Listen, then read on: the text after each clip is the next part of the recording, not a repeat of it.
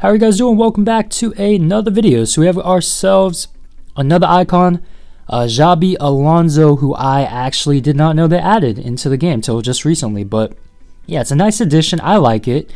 And although I haven't seen him at all, I still think he'll be used by quite a bit of people because that new icon hype, but also he's a very likable, very popular footballer.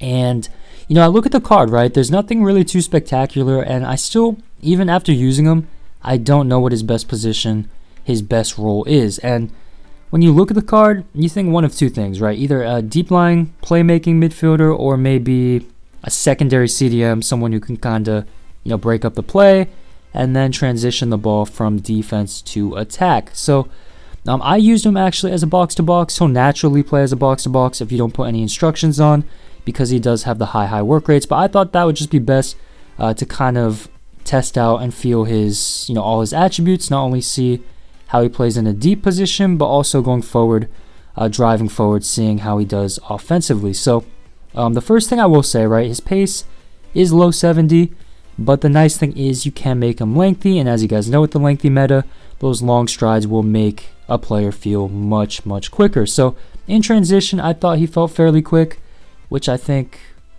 for how you will use him in game is very important.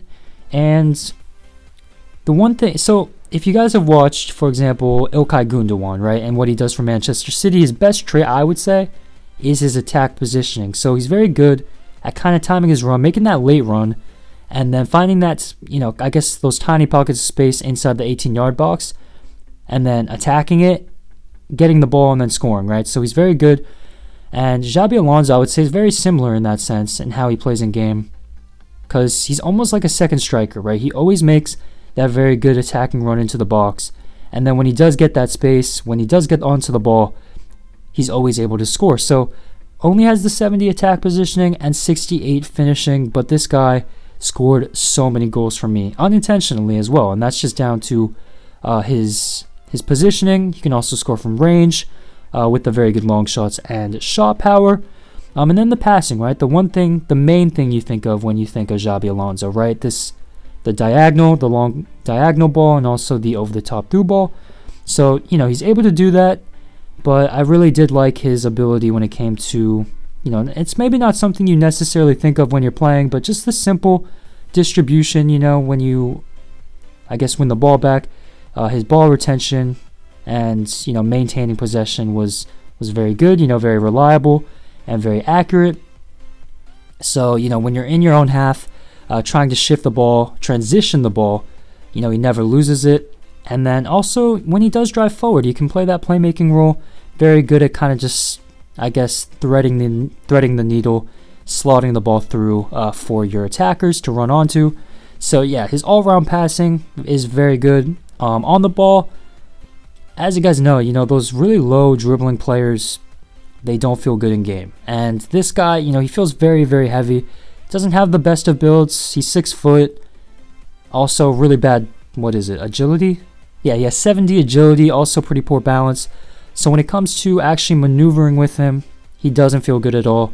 So you're not really going to want to dribble. You might find him on the ball, I guess inside the box, and maybe in a deep position, but if you just pass the ball, even when he's off balance, he's still going to be very reliable, and that's definitely your best bet. So, yeah, technically, I wouldn't say he's great, but the most important stats for a player like Xabi Alonso, they're very good. So the composure, your reactions, and ball control.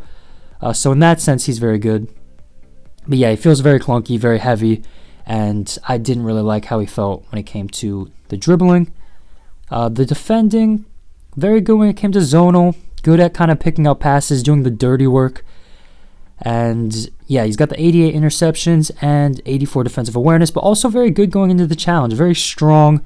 As I said, he's kind of a little bulky in game, and he has that 81 strength. So when it came to, I guess, being the aggressor, or maybe when someone tried to nudge him off the ball, he was very good at holding off those types of challenges. But yeah, you can feel that when doing those the power tackles? I don't know what it's called. There's those tackling mechanics. Very good at making those strong challenges. Also the slide tackles, You know, he's got good range on that, as you can see there. So yeah, defensively, very good. Probably as like a secondary CDM, definitely not reliable enough, I would say, as a primary CDM. Physically, as I said, you know, feels pretty strong. Good aggression at 84, 85 stamina as well is not too bad. So yeah, he's very good. I thought, you know, defensively pretty good. I liked him going forward. So as a box to box, I thought I had most success. But yeah, you can use him, of course, in any way you really want to. Of course, dependent on how or what you need from your midfielder. So yeah, very, very well-rounded, very versatile midfielder, and you know, he offers a lot, not only defensively but going forward. So yeah, that's going to be my review. Please like, of course, subscribe, comment down below who you'd like to see next, and thank you for watching.